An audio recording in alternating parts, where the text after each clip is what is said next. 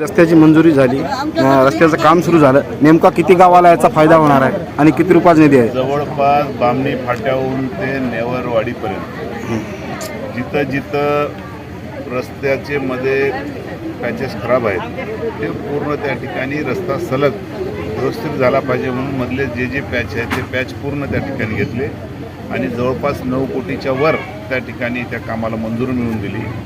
आणि उंचाड्याचा पूल माहीत आहे तुम्हाला, उंचाड्याचा पूल आम्ही गेल्या वर्षी नाही 7-8 महिन्यापूर्वी आम्ही उद्घाटन केलं.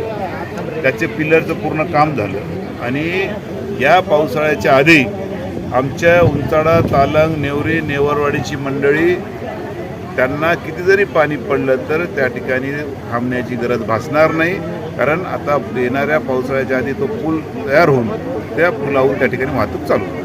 साहेब, मराठा आरक्षणासंदर्भात प्रश्न होता की मराठा आरक्षणासंदर्भात आपण एक लक्षवेधी मांडावं असं मराठा समाजाचं म्हणणं आहे तालुक्यामधून. तुम्ही मराठा आमदार आहात.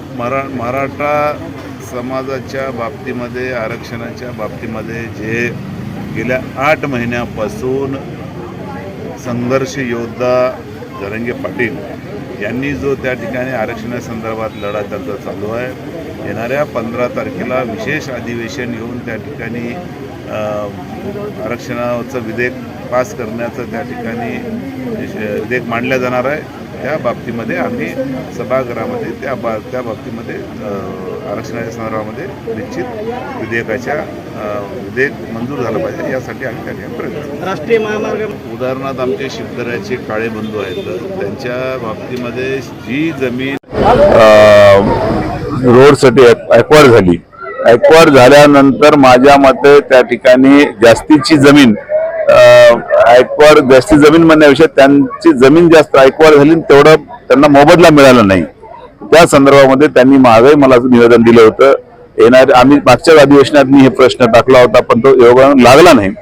या अधिवेशनामध्ये माझ्या मते 1 दिवसाचं घेतात का 2-3 दिवसाचं अधिवेशन घेतात, या अधिवेशनामध्ये तसा आम्ही प्रश्न टाकू की या प्रश्न हाऊसमध्ये आला पाहिजे आणि त्या बाबतीमध्ये मग सभागृहामध्ये उपस्थित करू.